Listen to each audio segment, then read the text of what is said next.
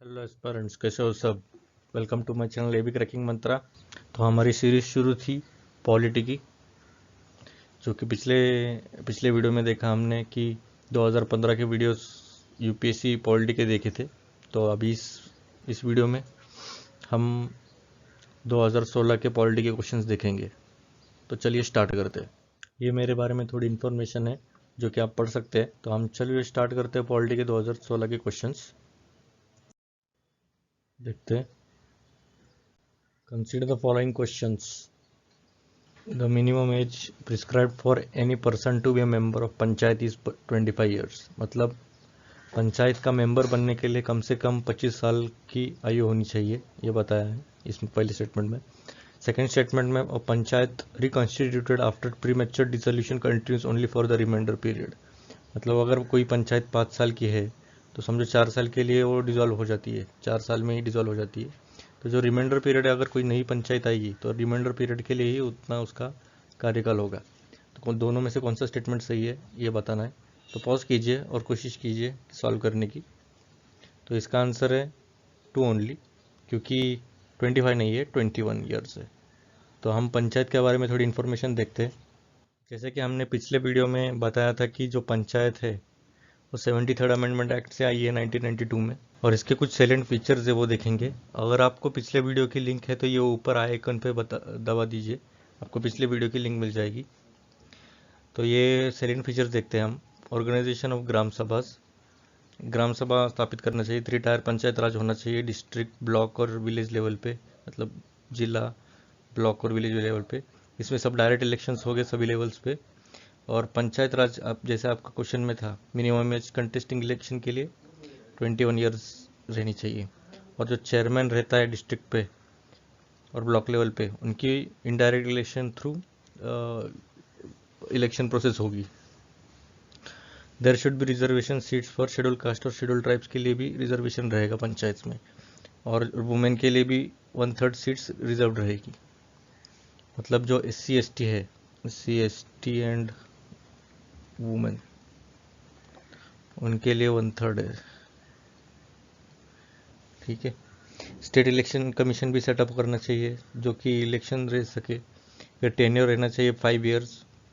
अगर डिजॉल्व होती है तो सिर्फ फ्रेश इलेक्शंस लेने चाहिए 6 महीने के अंदर ही। और स्टेट फाइनेंस कमीशन भी सेटअप करना चाहिए एवरी 5 ईयर्स के लिए। और कुछ कुछ बाइंडिंग नहीं है स्टेट्स पे, वो कौन से बस एक गाइडलाइन की तरह काम करते हैं।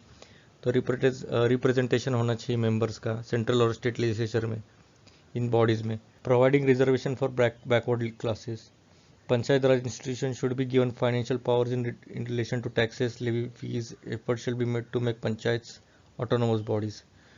मतलब इन्हें फाइनेंशियल पावर देना चाहिए पंचायत राज को, जो कि वो टैक्स कलेक्ट कर सकते हैं या लेवी फीस वगैरह सब कलेक्शन करके उनके इनके डेवलपमेंट के लिए काम कर सके। और ये एफर्ट डालना चाहिए कि जितना ऑटोनोमस बना जाएगा उतना अच्छा रहेगा। तो चलिए हम नेक्स्ट क्वेश्चन की तरफ चलते हैं। Which of the following statements is और आर करेक्ट। करेक्ट पूछा है।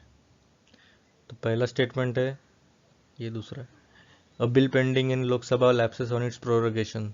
मतलब अगर लोकसभा डिजोल्व होती है तो बिल भी डिजोल्व हो जाएगा अगर लोकसभा में पेंडिंग रहेगा बिल। तो फर्स्ट स्टेटमेंट।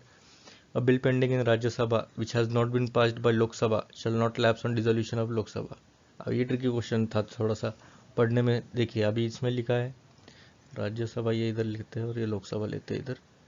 अब बिल पेंडिंग इन राज्यसभा मतलब बिल तो यहाँ है, अभी इनिशिएट किसने किया है पता नहीं अभी। Which has not been passed by Lok Sabha, अगर लोकसभा ने पास ही नहीं किया मतलब इनिशिएट भी यही हुआ है।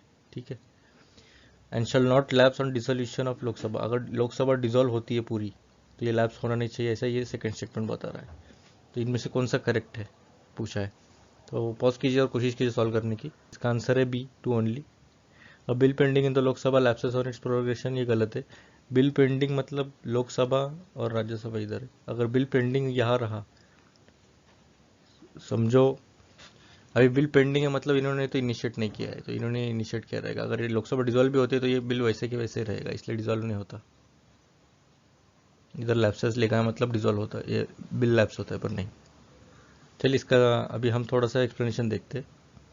तो इसमें बिल के सिनेरियो देखते हैं हम कि कौन से बिल के सिनेरियो आते हैं इसमें। थोड़ा अच्छा कर्सर लेंगे। तो फर्स्ट के सिनेरियो के पहले ये बताता, अगर लोकसभा में ओरिजिन होगा रहेगा बिल, तो वो अगर लोकसभा डिसॉल्व होती है तो वो बिल लैप्स होगा। अगर राज्यसभा में बिल ओरिजिन हुआ है और लोकसभा डिसॉल्व होती है तो वो लैप्स नहीं होगा। तो हम अभी केस सिनेरियोज देखते कि कौन से केसेस में कैसे कैसे इस पे सवाल आते हैं। ये बहुत ट्रिकी क्वेश्चंस रहते, तो इस पे हम अलग अलग सिनेरियो देखते हैं। ठीक है, फर्स्ट, अगर ओरिजिन हुआ है लोकसभा में बिल का और पेंडिंग है लोकसभा में, अगर लोकसभा डिसॉल्व होती है तो फिर ये बिल लैप्स होगा। सेकंड में पेंडिंग है राज्यसभा में और पास किया है लोकसभा ने, अभी यहाँ से तो पास हो गया है और यहाँ पेंडिंग है, मतलब क्या, इधर ओरिजिन हुआ है, अगर ये ओरिजिन है मतलब लैप्स होगा। अगर दोनों हाउसेज ने बिल को पास ही नहीं किया, मतलब डेडलॉक आ गया और प्रेसिडेंट नोटिफाई करता है कि ये डेट को जॉइंट सिटिंग लेनी है, तब ये लैप्स नहीं होता क्योंकि प्रेसिडेंट ने नोटिफाई किया है तो नहीं होगा। फोर्थ, पेंडिंग है राज्यसभा में और लोकसभा ने इसे पास नहीं किया, पेंडिंग है राज्यसभा में और लोकसभा ने पास नहीं किया, मतलब लोकसभा के पास आया ही नहीं ये बिल, मतलब ये ओरिजिन यहाँ का है मतलब ये लैप्स नहीं होगा। और अगर फिफ्थ, दोनों हाउसेस ने पास किया है बिल और प्रेसिडेंट की असेंट पेंडिंग है, कि अगर प्रेसिडेंट को अभी तक नोटिफाई नहीं किया कि असेंट नहीं दिया है ये नहीं, तो ये बिल लैप्स नहीं होगा, क्योंकि अगर नोटिफिकेशन अगर आती है प्रेसिडेंट की तरफ से तब वो देखा जाएगा। जनरली अगर प्रेसिडेंट के पास गया तो लैप्स होता ही नहीं है। और ये सिक्स्थ, अगर दोनों हाउसेस ने पास किया बिल और रिटर्न किया प्रेसिडेंट ने रिकंसिडरेशन के लिए, तो ये भी लैप्स नहीं होगा। तो ऐसे 6 के सिनेरियो थे, बस इतना याद रखिए, लोकसभा में अगर ओरिजिन रहता है तो भी ये लैप्स होगा, अगर राज्यसभा में होता है, अगर लोकसभा डिसॉल्व होती है तो लैप्स नहीं होगा। ठीक है, चलिए नेक्स्ट क्वेश्चन की तरफ चलते हैं। The parliament of India acquires the power to legislate on any item in the state list in the national interest if a resolution to that effect is passed by, बोल सकते, मतलब राज्यसभा के पास कोई powers है, अगर नेशनल इंटरेस्ट का सवाल आता है तो जो स्टेट लिस्ट है उसमें से किसी भी चीज़ के ऊपर वो लॉ बना सकते हैं, तो उसके लिए कितनी मेजोरिटी की ज़रूरत है। तो अभी इसमें राज्यसभा के बारे में बोला है, नहीं राज्यसभा के नहीं, पार्लियामेंट के बारे में बोला है, तो लोकसभा तो नहीं आता, तो राज्यसभा के पास स्पेशल पावर है वो देखेंगे हम राज्यसभा के कौन से स्पेशल पावर्स है। तो सिंपल मेजोरिटी होगा नहीं क्योंकि नेशनल इंटरेस्ट का सवाल है, तो ऑब्वियसली 2/3 रहेगा, तो आंसर डी होगा। इसका एक्सप्लेनेशन देखते हैं। जैसे कि स्पेशल पावर्स ऑफ राज्यसभा है, आर्टिकल 2.9 बोलता है कि it can shift an item of state list to the union और कॉन्करेंट लिस्ट, जैसे कि आपको बताया कि स्टेट लिस्ट के ऊपर किसी भी के ऊपर भी लॉ कर सकता है अगर ज़रूरत पड़े तो। और जो यूपीएससी है जिसकी हम एग्ज़ाम दे रहे हैं, वो ऑल इंडिया पब्लिक सर्विस भी क्रिएट कर सकता है आर्टिकल 312 के तहत। और बाद में article 354, 356, 360, it can extend the duration of emergency proclaimed by president of India. ये जो सब इमरजेंसीज है तो उन्हें एक्सटेंड भी कर सकता है, जैसे कि ये नेशनल इमरजेंसी है 352 का है, 356 स्टेट इमरजेंसी है, 360 फाइनेंशियल इमरजेंसी है। ठीक है, it alone can initiate a move for the removal of the vice president of India, मगर अगर वाइस प्रेसिडेंट को अगर निकालना रहा तो वो खुद से इनिशिएटिव ले सकता है। तो ये स्पेशल पावर्स है राज्यसभा के। चलिए हम नेक्स्ट क्वेश्चन की तरफ चलते। With reference to Gram Nyayalaya act which of the following is are correct. ठीक है, कौन सा करेक्ट है इसमें से, ये 1 है ये 2 है। As per that Gram Nyayalaya can hear only civil cases and not criminal cases, पहला स्टेटमेंट है। And the act allows local social activist as mediators और रिकन्सिलेटर्स। तो इसका पॉज कीजिए और कोशिश कीजिए सॉल्व करने की। तो जनरली जो जनरल स्टेटमेंट्स रहते हैं, जैसे कि the act allows local social activist as mediators और रिकन्सिलेटर्स, इसमें से कुछ ऐसा नेगेटिव या अलग नोटेशन तो नहीं आ रहा, तो चांसेस है कि आपने को अगर न्यायालय एक्ट पढ़ा भी नहीं रहेगा समझो, तो एक जनरल आइडिया रह सकती है कि बाबा ये सही हो सकता है। अभी as per that Gram Nyayalaya can hear only civil cases and not criminal cases, तो ऐसा बहुत रेयरली होगा क्योंकि क्रिमिनल केसेस भी हैंडल करेगी, तो ये गलत हो जाएगा। तो आंसर हो गया 2 ओनली। तो हम ग्राम न्यायालय एक्ट के बारे में थोड़ी बहुत इन्फॉर्मेशन देखते हैं। चलिए, आंसर बी था। तो ग्राम न्यायालय क्या रहते हैं, तो ये ग्राम न्यायालय जो है उन्होंने एक्ट थ्रू बनाया गया है 2008 के तहत, और लॉ कमीशन के 114th रिपोर्ट में रिकमेंड किया गया था कि एक एस्टेब्लिश होनी चाहिए ग्राम न्यायालय की, जो कि स्पीडी, सब्सटेंशियल और इनएक्सपेंसिव जस्टिस दे ग्राउंड लेवल पे, विलेज लेवल पे। तो इसका कंपोजिशन कैसा रहता है, एक तो न्यायाधिकारी रहता है जो कि स्टेट अपॉइंट करता है, स्टेट गवर्नमेंट अपॉइंट करती है in consultation with high court, मतलब ये समझो न्यायाधिकारी है, ठीक है। तो इन्हें अपॉइंट किया जाता है स्टेट गवर्नमेंट हाई कोर्ट के साथ, हाई कोर्ट के जज के साथ, ये दोनों मिलके अपॉइंट करेंगे न्यायाधिकारी को।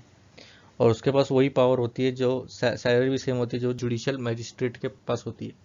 अब इसका जुरिस्डिक्शन क्या है कि सेक्शन 3(1) इतना तो डिटेल नहीं कर सकते हम, consultation with respective high court, फिर ग्राम न्यायालय have jurisdiction over an area specified by notification by the state government in consultation with the respective high court, मतलब जो भी जुरिस्डिक्शन दिया गया रहेगा स्टेट गवर्नमेंट द्वारा तो उधर तक उनकी पहुंच रहती है।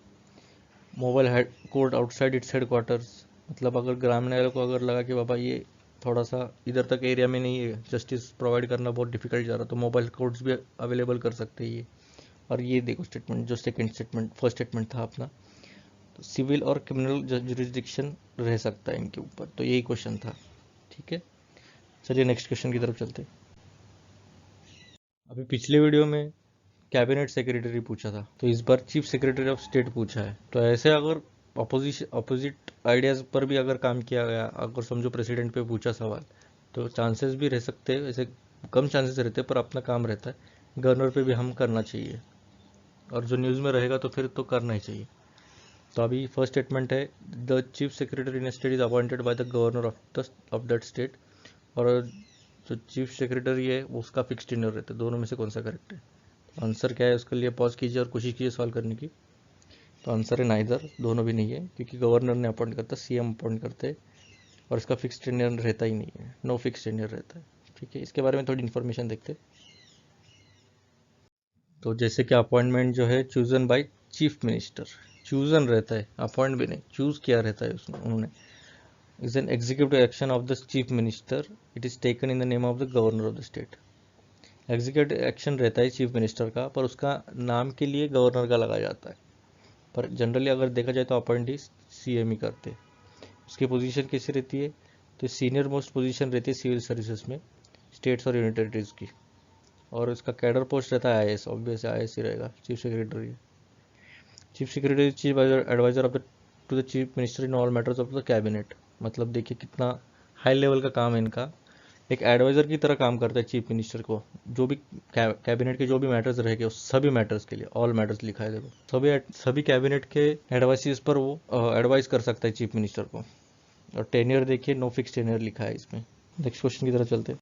विच of the following is are the indicator और indicators used by IFPRI to compute the global hunger index report. अभी ये रिपोर्ट के बारे में क्वेश्चन पूछा है, तो इनके इंडिकेटर्स कौन से, under nourishment, child stunting, child mortality, correct कौन सा इसमें से बताइए, पॉज कीजिए और कोशिश कीजिए। तो इसका answer all of the above है, तभी है इसमें।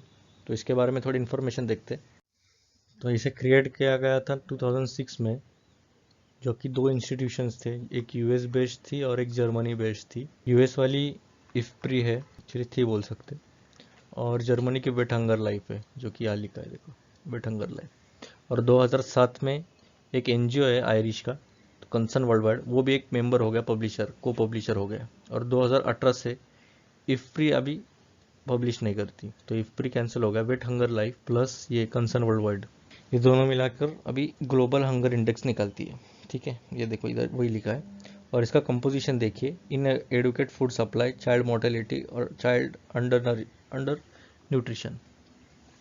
तो ये डायमेंशन हो गए इसके। अब इंडिकेटर्स देखिए, अंडर नरिशमेंट है एंटायर पॉपुलेशन का, अंडर 5 मोर्टेलिटी, वेस्टिंग और स्टंटिंग है, जो कि हमें क्वेश्चन में दिखा था। चलिए नेक्स्ट क्वेश्चन की तरफ चलते हैं। राष्ट्रीय गरिमा अभियान नेशनल कैंपेन है, तो इसका मेन मोटो क्या था, मतलब कौन से सेक्शन के लिए था ये, सेक्स वर्कर के लिए, होमलेस एंड डिस्टिट्यूट पर्सन के लिए, या मैनुअल स्कैवेंजिंग के लिए, या बॉन्डेड लेबर्स के लिए। अब ये पूरा स्टेटमेंट पढ़ते नहीं बैठना चाहिए, क्योंकि इन्होंने ब्रॉड पूछा है ज़्यादातर, तो अगर हम एक एक स्टेटमेंट पढ़ते जाएंगे तो बहुत टाइम जाएगा इसमें, तो इसलिए हम थोड़ा सा, इतनी स्पीड हो जाती है कि हमें जो मेन कीवर्ड है वो दिखना चाहिए।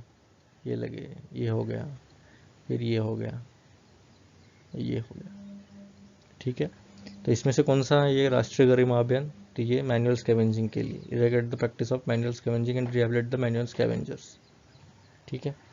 इसके बारे में थोड़ी इन्फॉर्मेशन देखते हैं। जो मैनुअल स्कैवेंजिंग है मतलब क्या, जो मल रहता है तो उन्हें उठाने का काम जो इंसान करते हैं उन्हें मैनुअल स्कैवेंजिंग कहते हैं। तो ये मिनिस्ट्री किसके अंडर आता है, ये राष्ट्रीय गरिमा अभियान। तो मिनिस्ट्री ऑफ सोशल जस्टिस, अभी सोशल जस्टिस ही होना चाहिए ना, मैनुअल स्कैवेंजिंग मतलब एक सोशल एक्टिव हो गया और इन्हें एम्पावर करना है।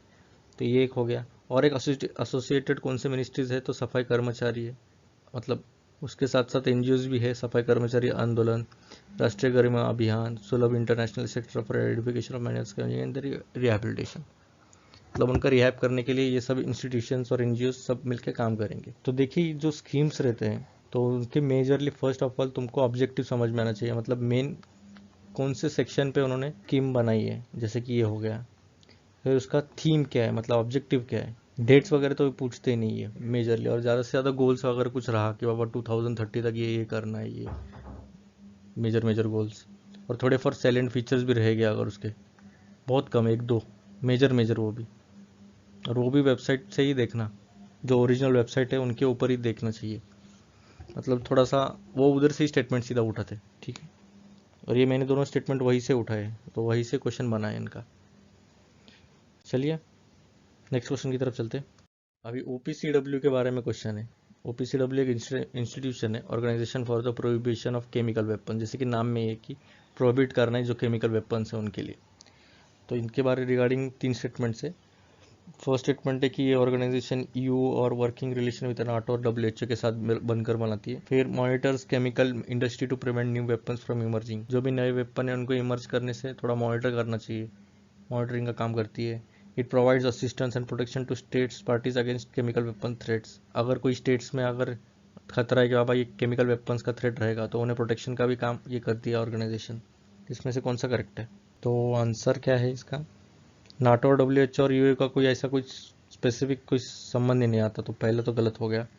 और पहला गलत हो गया तो सीधा आंसर आता है, और ये एलिमिनेशन टेक्निक रहती है। जैसे आपको समझा कि बाबा ये तो नहीं है, या ऐसे कभी ऑर्गेनाइजेशन के बारे में मैंने सुना भी नहीं है कि ये तीनों ऑर्गेनाइजेशन एक साथ में काम कर रहेंगे, तो ये कट गया, तो फिर ये ऑलमोस्ट इसको पढ़ने की भी ज़रूरत नहीं पड़ती फिर, अगर आप ये पहले श्योर हो तो। अगर आप श्योर ही नहीं है और ये समझो मार दिया तो फिर हो गया, फिर मज़े तुम्हारे, ठीक है। नेक्स्ट क्वेश्चन, अभी हम थोड़ा इसके बारे में देखते हैं। जैसे कि ये ओपीसीडब्ल्यू जो है इंटरनेशनल और इंटर गवर्नमेंटल ऑर्गेनाइजेशन है, और इम्प्लीमेंटिंग बॉडी इसकी केमिकल वेपन कन्वेंशन के थ्रू आती है, जो कि 29 अप्रैल 1997 को बनाता है। अभी डेट्स इतना मैटर नहीं करता, पर एक जनरल आइडिया रहना चाहिए कि 1997 के दौरान बना गई थी। इसमें 193 मेंबर्स है, इसका हेडक्वार्टर हेग में, हेडक्वार्टर जनरली पूछ सकते हैं। और इनका यही काम है, एलिमिनेशन ऑफ केमिकल वेपन्स, जितना केमिकल वेपन्स को एलिमिनेट करते जाएंगे उतना अच्छा रहता है, उतना खतरा तो कम रहेगा। चलिए नेक्स्ट क्वेश्चन की तरफ चलते हैं। अभी जो नेशनलिस्टिक स्कीम्स रहते हैं, अभी दूसरा स्कीम पे आया, 2 क्वेश्चन स्कीम पे आए इनके, प्रधानमंत्री फसल बीमा योजना। जैसे कि मैंने आपको पहले बताया था कि ये स्कीम किस पर फोकस करती है, अभी ये फार्मर्स पे आया, फार्मर्स भी अभी बीमा है, मतलब इंश्योरेंस पे रहेगा। इंश्योरेंस, अगर इंश्योरेंस है तो फिर प्रीमियम भरना पड़ेगा। प्रीमियम का भी इन्होंने थोड़ा डेप्थ में पूछा, पर ये भी जनरलिस्टिक ही होता है, तब तक हमें पता रहना चाहिए, ठीक है। इसमें क्या बताया कि फार्मर्स विल हैव टू पे uniform premium of 2% of for any crop they cultivate in any season of the year, मतलब 2% ऑफ कौन सा भी क्रॉप पे प्रीमियम भरना चाहिए, ये बोला है। बहुत बाद में बोला है कि ये कवर करता है पोस्ट हार्वेस्ट लॉसेस, मतलब अगर हार्वेस्टिंग होने के बाद जो भी लॉस होता है, समझो अगर बारिश वगैरह आता है तो उसका हार्वेस्टिंग का बहुत लॉस हो जाता है, तो वो लॉस भी कवर करता है, ऐसे इस सेकंड इसमें स्टेटमेंट में बताया गया। जैसे कि साइक्लोन आ गया, अनसीजनल रेन्स हो गए, ये भी लिखा है उन्होंने। तो करेक्ट कौन सा इसमें से बोलना है आपको, कोशिश कीजिए। तो इसका आंसर है 2 ओनली, 2% नहीं है, 1.5% है और 2% है, वो भी उसमें भी रबी और खरीफ क्रॉप्स के लिए। तो इसके बारे में हम थोड़ी इन्फॉर्मेशन देखते हैं। पहले कैसा था कि कैप रहती थी प्रीमियम रेट पे, और उसके वजह से इनका क्लेम भी बहुत कम आने लगा था, कैप रहने की वजह से।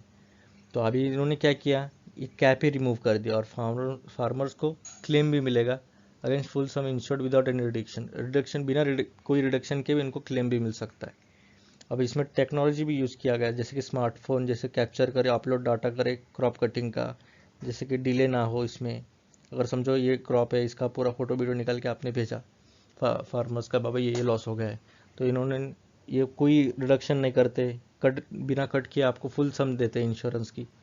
और रिमोट सेंसिंग का भी यूज़ करके आपका नंबर ऑफ क्रॉप कटिंग भी एक्सपेरिमेंट करके किया जा सकता है। अभी फसल बीमा योजना का फीचर्स क्या है, तो जैसे मैंने आपको बताया 2% प्रीमियम है सिर्फ खरीफ के लिए, ये खरीफ के लिए था।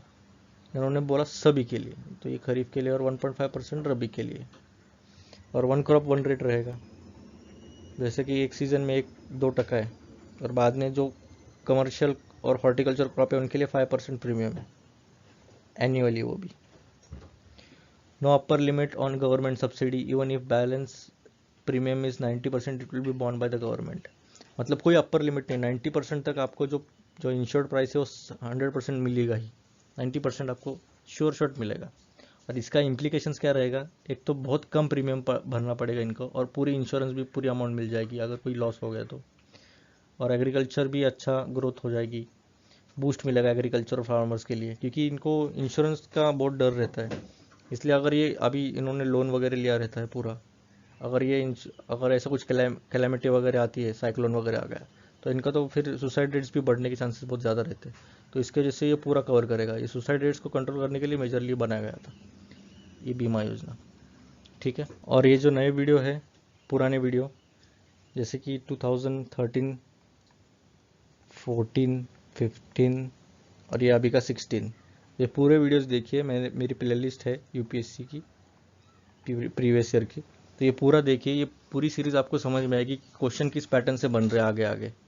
तो ये पिछले वीडियोस है, जैसे कि ये 14 के हो गए और ये 15 का है, तो आप ये ज़रूर वीडियोस देखिए, आपको समझ में आ जाएगा, ठीक है। Thank you.